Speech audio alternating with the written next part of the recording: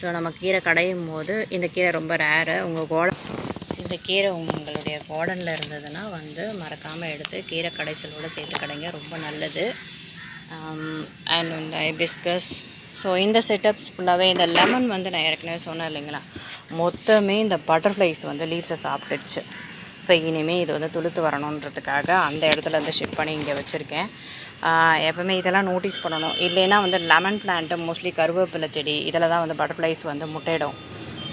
அது ஃபுல்லாக லீவ்ஸ் எல்லாமே எடுத்துருச்சு. ஸோ ரொம்ப சூப்பராக இருந்தது. சரி, ஓகே, இது நம்ம வெயிட் பண்ணி தான் ஆகணும் லீவ்ஸ்க்காக.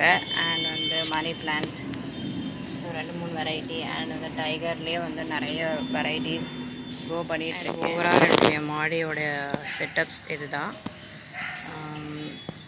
ஃபுல்லாக இப்படி வந்து ஷஃபிள் பண்ணி வச்சுருக்கேன். ஸோ ரொட்டேட் பண்ணி காட்டுறேன் 360 டிகிரியில். அண்ட் பாருங்கள், இந்த